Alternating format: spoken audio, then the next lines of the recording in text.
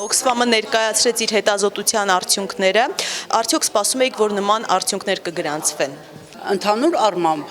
հետազոտությունը բավականին հետաքրքիր էր, կատարված էր վերլուծական մեծ աշխատանք եւ որակական հարցումների միջոցով, կոնկրետ շահառուների արդեն կարծիքների միջոցով գնահատվել էր ծրագիրը։ Իհարկե շահառուները գնահատել էին ծրագիրը բավականին դրական, այսինքն գոհ էին նրանք արդյունքներից, բայց երբ որ մենք այն գնահատում ենք ըստ առանցին խմբերի եւ ըստ առանցին մատուցվող ծառայությունների, ապա այս դեպքում մենք իսկապես խնդիր ունեինք, որ ոչ բոլոր տեսակի ծառայություններն են ամբողջությամբ մատուցվում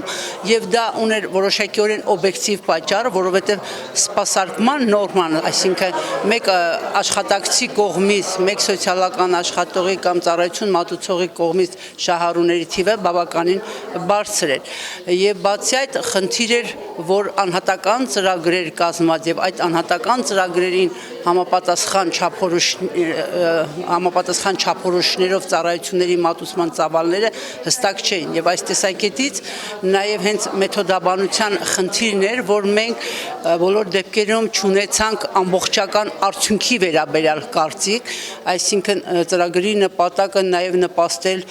եւ խնամվող ծերերի կենսամակարդակի բարձրացմանը եւ նաստյանքի միջին տևողությանը, այսինքն այս որակական ցուցանիշների վերաբերյալ որոշակիորեն տվյալները չէին բավարարում։ Բացի այդ կար ազդեցության գնահատման հետ կապված խնդիր, որովհետեւ պետք է ծրագիրը գնահատի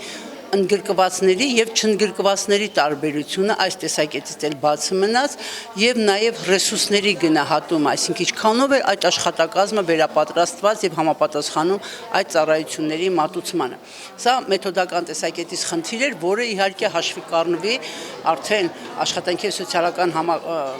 հարցերի նախարարության համակարգում ներդրվող մշտադիտարկման եւ գնահատման համակարգի ամբողջ իրականացման եւ այս ծրագրերի համապատասխան գործիքների մշակման ժամանակ։ Այնուհանդերձ մենք ունեցանք նաև որոշակի արդյունքներ, որ շահառուների ընտրության հարցում կար որոշակի խնդիրներ, նրանց իրազեկվածության ցածր մակարդակի պատճառով ոչ բոլոր համապատասխան պարամետրերին ապահովող շահառուներն էին ընդգրկվել ծրագրում, հատկապես այս խնդիրը բարձր էր մարզերում։ Անձամբ ինձ զարմացրեց, որ մենք Լոռիում, Գեղարքունիքում, որտեղ ունենք բարձր միգրացիայի մակարդակ եւ շատ կան միայնակ տարեցներ, այստեղ ծրագրի շահառուների թիվը չափազանց ցածր էր։ Փոխարենը բավականին բարձր էր Կոտայքում, իսկ Շիրակում դա օբյեկտիվ էր, որ նաև բարձր է Շիրակում։ Այսինքն այս տեսակետից շահառուների ամբողջական ընդգրկման եւ տարածքային անհամաչափության հաղթահարման տեսակետից որոշակի խնդիր կար։ Իհարկե նաև խնդիրը հենց չափորոշիչների հստակեցմանը յուրաքանչյուրի կարիքներին համապատասխան պետք է մատուցվեն անհրաժեշտ ծառայությունները։ Եվ բնականաբար այս ուղղությամբ նախարարությունը որոշակի քայլեր արդեն իսկ ձեռնարկում է, մշակում են համապատասխան չափորոշիչներ եւ մեկ անգամ ներկայացվել է նախարարի կառավարություն եւ այժմ այն լրամշակման փուլում է եւ կարծում եմ դա նույնպես կնպաստի, որ մենք ունենանք ավելի որակյալ ծառայություններ։ Այդ փոփոխություններն են նախատեսվում փաստորեն։ Նախատեսվում է փոփոխություններ, որ բոլոր տարեց մարդիկ, որոնք շահառուներ են, գնահատվեն ըստ կարիքների, այսինքն նրանց շարժունակության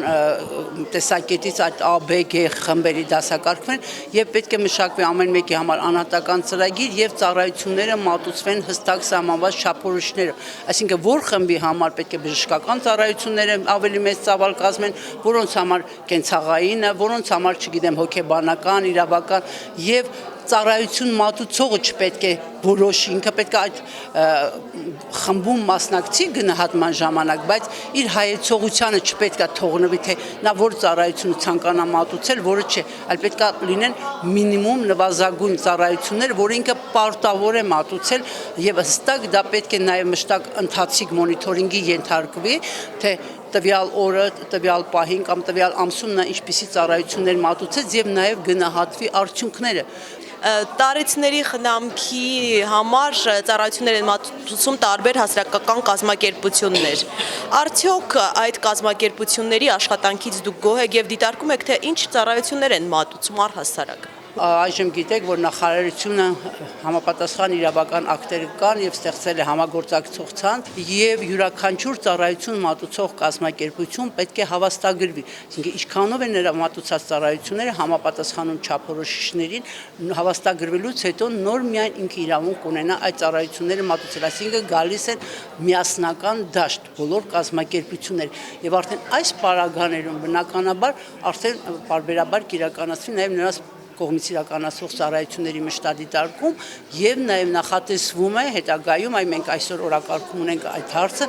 նախարարության կողմից պատվիրակել ծրագրեր այն կազմակերպություններին, որոնք ավելի բարձր որակի ծառայություններ են մատուցում։ Սա նույնպես կխրախուսի, որ լինի համապատասխան մրցակցային դաշտ, որ հասարակական կազմակերպությունները շահագրգռված լինեն նաեւ պետական ծրագրեր շահել եւ ավելի ընդարձակ եւ ավելի որակյալ ծառայություններ մատուցել։ Նախարարությունը ունի 7 նման ծրագրեր պատվիրակած հասարակական կազմակերպություններին, բայց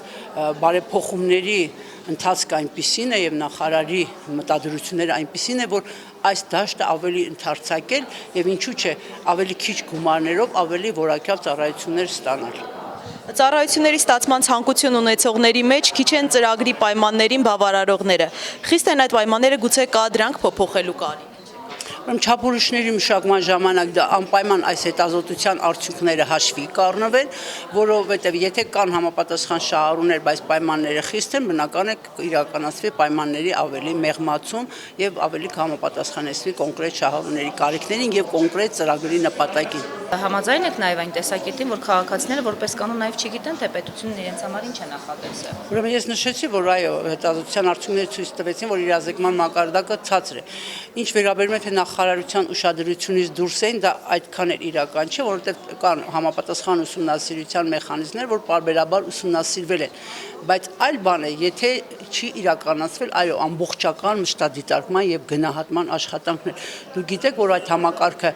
նոր է ներդրվում մեր նախարարությունում եւ այսօր գնահատվել են ընդամենը 26 ծրագրեր 84 ծրագրերից եւ քանի որ այս ծրագրերը դեռևս այդ 26-ի մեջ չեն ներառվել, մենք օգտագործեցինք համագործակցման հնարավորությունները եւ նախարարի հետ համաձայնեցրեցինք, որ կենսամակարդակի բարձրացման ծրագիրը, այսինքն ընտանեկան նպաստի ծրագիրը եւ տարեցների խնամքի ծրագիրը մշտադիտարկումը իրականացնենք Օքսմամի ֆինանսավորմամբ ՏՀԶԿ-ի